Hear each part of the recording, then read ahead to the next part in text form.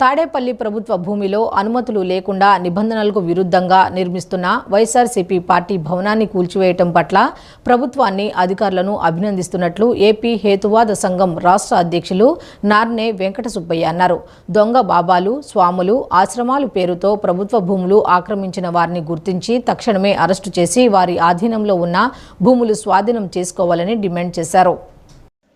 నగరంలోని Gandhinagar press club నందు హేతువాద సంఘం రాష్ట్ర అధ్యక్షులు నార్న వెంకట సుబ్బయ్య విలేకరుల సమావేశాన్ని నిర్వహించారు. తాడేపల్లి ప్రభుత్వ భూమిలో అనుమతులు లేకుండా నిబంధనలకు విరుద్ధంగా నిర్మిస్తున్న వైఎస్ఆర్ పార్టీ భవనాన్ని కూల్చివేయటం పట్ల ప్రభుత్వాన్ని అధికారులు అభినందిస్తున్నట్లు తెలిపారు.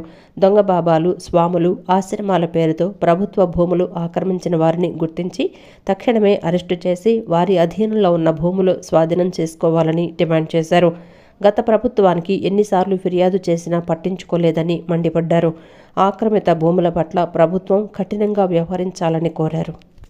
అంటే జీతం కంటే గీతం ఎక్కువ వస్తుంది వాళ్ళకి అని జనం అనుకుంటున్నారు. ఎందుకంటే బాబాలు అందరూ కూడా గీతం ఇస్తారంట ఆఫీసర్లకి, అది జనం అనుకుంటున్నారు.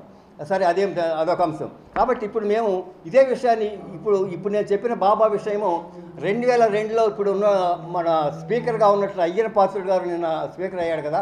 అయ్యన పాత్రుడు గారు 2002లో ఫారెస్ట్ మంత్రిగా, అటవీ శాఖ మంత్రిగా ఉన్నాడు. ఆయన దారిని పోతూ ఈ ఆశ్రమాన్ని, దేవుళ్ళ బొమ్మలు ఇవన్నీ చూసి ఏంటి దాన్ని చూసి ఆశ్చర్యపోయి దీని సంగతి తేల్చండి 2002లో అయ్యన పాత్రుడు గారు అధికారులకి ఆర్డర్ చేశాడు.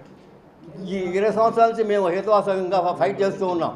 ఇప్పుడు అయ్యన పాత్రుడు ఒకటే విజ్ఞప్తి చేస్తూ ఉన్నాం.